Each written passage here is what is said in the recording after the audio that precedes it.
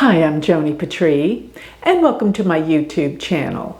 Well, today I want to talk about somebody that has been in the news running for president, and it is Robert F. Kennedy Jr.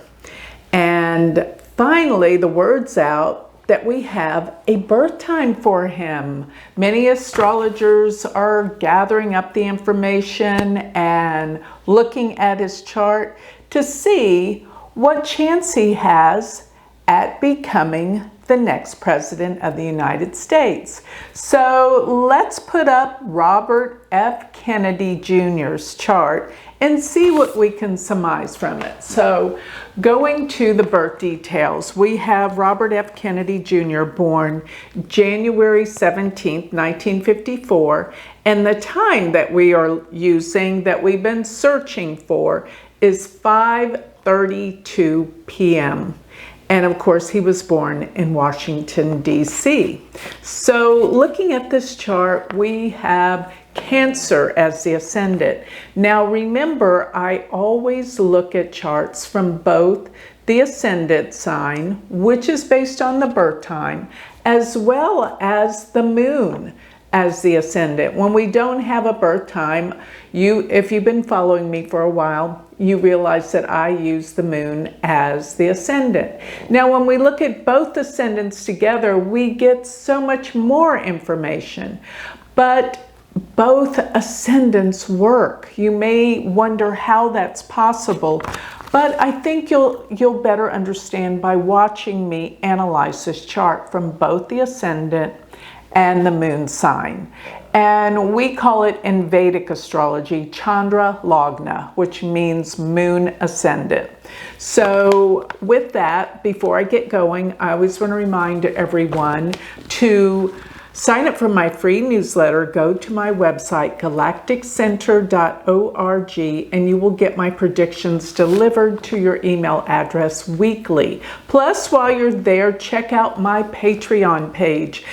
This is where we have gathered and created a spiritual community. Check it out. There are classes and discounts. You're going to love it. So you can find that on my website, as well as don't forget my new exciting calendar, the Galactic Planner. Sign up for that as soon as you can, because if you sign up now, will get the first month free. So go to galacticplanner.com, and what is it?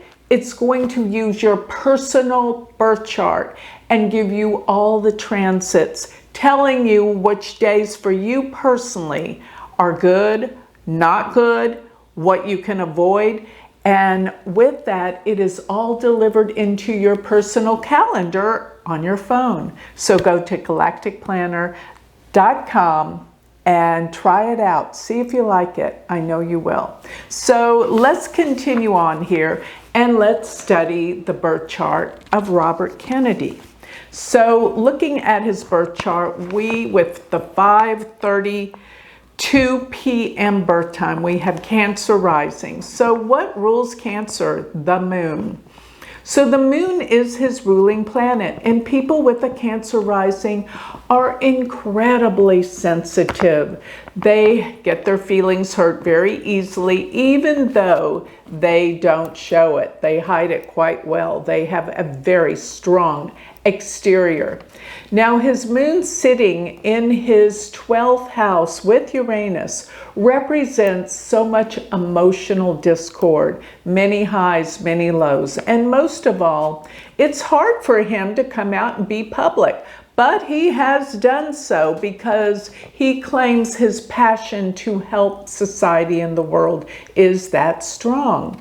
So he is very shy and inhibited with the moon ruling planet of his chart in the 12th, but being with Uranus represents major highs and lows throughout life, and especially for the mother. The moon in a chart is the mother. So the moon being in the 12th house with Uranus represents what? Losses for the mother and sudden unexpected events of the mother. And most of you do know that Robert Kennedy Jr.'s father was Robert Bobby Kennedy, who was assassinated in 1968 while he was running for president of the United States. And of course, JFK, president, was Robert Kennedy's uncle. His father was the brother to JFK, and that was Bobby Kennedy. So the Kennedys, in case you're new to the scene here, which some of you are pretty young and you don't realize the history of the Kennedy family, but it is rich with history. And as astrologers, we use their charts quite often because their events in their life is so documented. But continuing on looking at Robert specifically, I can't help but go immediately to where he has Mercury, Venus, Rahu, and the Sun. And they are all in his 7th house. Now, the 7th house is the house of marriage and relationships. So, you know, I asked myself, well, what in the world, why would he have so much energy here relating to marriage? And doing my research, I realized that he has been married 3 times. And you know, whenever I see Rahu with planets, especially with Venus, especially with the Sun, there can be addictions in the family, or major issues, or sometimes Rahu is extremes. So he was married 3 times. His first wife's name was Mary. I believe his second wife was as well. But both of them had problems with alcohol and drugs. As a matter of fact, his second wife died of, they said, suicide, but she had major issues with drugs and alcohol as well. Both of them did. And that's what Rahu can represent, addictions. So his second wife was found dead in, well, she was only 52 years old. They were estranged. So they were actually still married, but separated. And with her, he had 2 children. With his first wife, he had 4 children.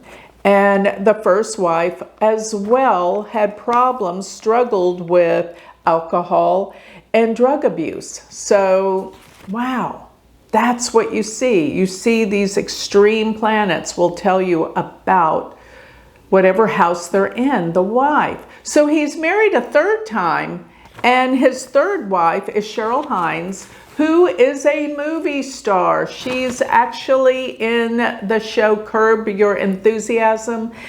And actually Larry David is the one from Curb Your Enthusiasm who introduced her to Kennedy. So Rahu can represent fame. So his 3rd wife doesn't have the issues and problems with drugs and alcohol, but is famous. Rahu can represent extremes and fame. So it is close to Venus, which represents the wife. And in all 3 instances, Rahu did its job. First 2 dealt with addictions, the last one with fame. And Rahu with Venus just means the wife. There are so many issues and extremes. It's quite incredible. And as a matter of fact, with the Sun being so close to Venus, Venus has combust the Sun. And I often find people with Venus combust the Sun do have extreme problems with relationships, major issues and problems. But all by itself, the Sun is the father.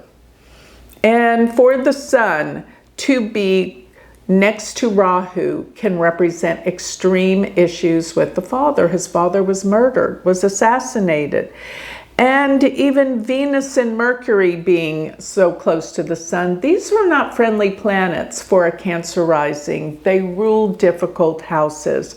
So this conjunction of these 4 planets, we include Rahu as a planet, speaks volumes of his life and what he has experienced. And even when I look at where Mars and Saturn sit, they sit in the 4th house. Now, the 4th house deals particularly with the home and the family. And this conjunction is a radical extreme conjunction. It does represent extreme will, drive, and willpower, especially since Saturn is exalted, being in Libra. But together they fight against each other. And it represents someone that has great struggles but never gives up. So usually that Mars-Saturn conjunction can represent success in a person's life. It's in the 4th house, which represents the family, the home, the mother. And together, they have caused great stress and problems. Because if you look at this, Saturn rules not only the 7th, but the 8th house in his chart. And the 8th house can represent death, major dark issues, and it sits in the 4th house, dealing with the family issues, his mother. And Saturn, which rules the 8th house of death and transformation and difficulty, sits with Mars, which really makes it very, very difficult. And around the family, around the house when he was growing up, there had to be great, great difficulty with all of the suffering and deaths that the Kennedys endured during all of their life, potentially, really. So when I looked, though, I wanted to see, his father was murdered. So in Vedic astrology, we look at the 9th house as the father. And the planet that rules the 9th house is Jupiter here, because we're looking at Pisces. We use the old rulerships. Jupiter rules Pisces. So Jupiter should tell a little bit about the experience that his father was murdered. Now Jupiter goes to the 11th house, which actually means that he will know very influential people in his life. That's the 11th house, friends and groups. Jupiter makes them big and notorious. But notice Mars. Mars sits at 23 degrees and his Jupiter sits at 24 degrees. Mars full aspect, which is 100% in power, is 4 and 8. So Mars's 8th aspect exactly hits Jupiter. Plus that Mars is conjunct Saturn, making it even more difficult. So if you look at the fact that Mars, almost within 1 degree, totally aspects Jupiter, ruler of the 9th house of the father, you see the situation that occurred for the father. Plus, just look at counting from Jupiter to where Mars and Saturn are. Sometimes we look at karakas, such as Jupiter ruling the 9th house represents the father by its rulership. And from that, the Saturn and Mars go to the 6th house from Jupiter, but counting back from Mars to Jupiter, Mars fully aspects Jupiter almost exactly with its 8th aspect. And yes, the 8th aspect will give connotations of the 8th house. So that really put that into perspective for me. And furthermore, if you just consider the fact that the 7th house can be a marika, this represents great difficulties as well. There is a lot going on in his chart throughout his lifetime. So let's now we kind of have an idea of what he's like, but now let's look at his chart as the moon as the ascendant. Because what I always tell all my students is that to look at a chart from the moon will just give you more information. It doesn't discount what you've already read. It just adds more to the picture. Because remember, the moon is going to be your emotional body, how you feel about everything. And ultimately, that is the most important thing, how we're feeling about our life and what's going on. So vital and important. So if we look at Chandra Lagna and make the moon Gemini, the ascendant, then guess what happens? Those 4 planets, Rahu, Venus, Sun, Mercury, go to the 8th house. And the 8th house is the house of death. And the Sun is the Karaka indicator all by itself in everyone's chart of the father. So the sun going to the 8th house from the moon represents the loss and death of the father from the moon.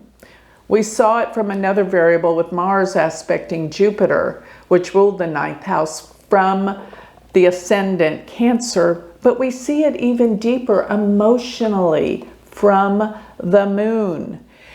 And even looking at the moon, we see so many other things that are going on, such as Jupiter goes to the 12th from the moon.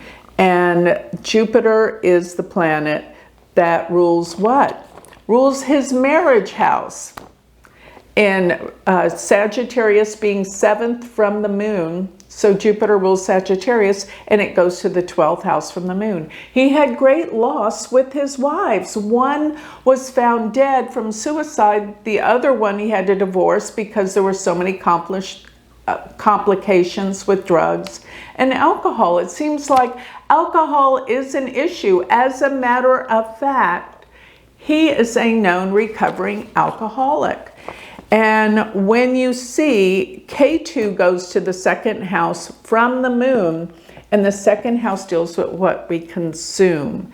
And the other aspect is K2 in the 2nd house is loss around family. So no matter how you pull up this chart, you're going to see so many different things. You see layer and layer of intricacy of an individual's life. We could go on and on and on and read more about him, but let's look at what's coming up for him in terms of the presidential elections. This is so important. He's running for president. And so plugging in the day, so let me put the day of November 5th, 2024 down below his chart, and let's look at where the planets will be on that day, referring to the transiting planets.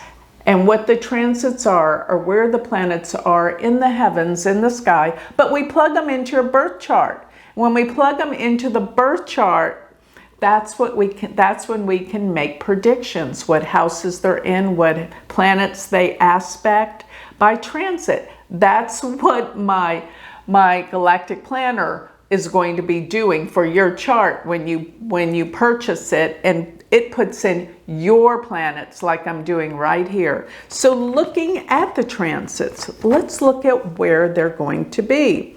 So on the day of November 5th, 2024, I wanted to see what planets are aspecting his natal planets. And the one that is the most exciting is transiting Jupiter. On the day of the elections, Jupiter will be 25 degrees of Taurus. Look at his chart. Look where his natal Jupiter sits, 24 degrees of Taurus. So he has what we call a Jupiter return. Jupiter is exactly transiting over his natal Jupiter. This only happens once every 12 years. Very rare and exciting aspects. So something about this day will make him happy. All right. And transiting Jupiter is on his Jupiter in the 11th house, representing friends and groups and organizations. So there's some kind of gains going on.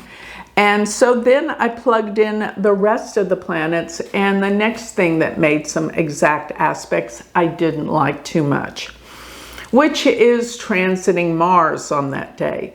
Transiting Mars will be 6 degrees of Cancer. Now, when I plug that in, I notice that it is going to be almost just past his K2, close to his ascendant degree.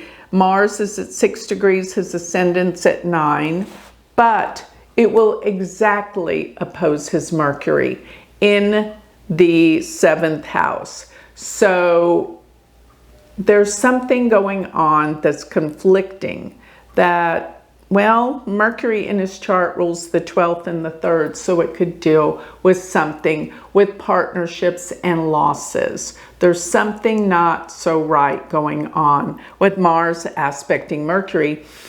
And it just crossed over opposing the sun. And the sun in his chart rules the second house. So there's something about speech and what's going on.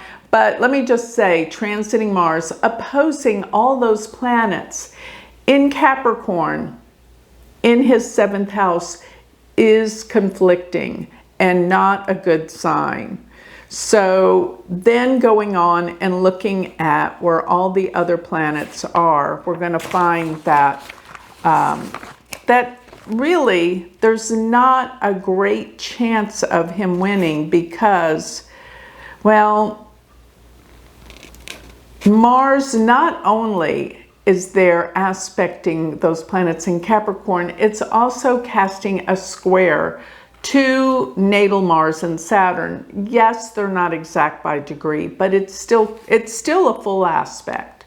So Mars is in a bad placement, and I don't like that.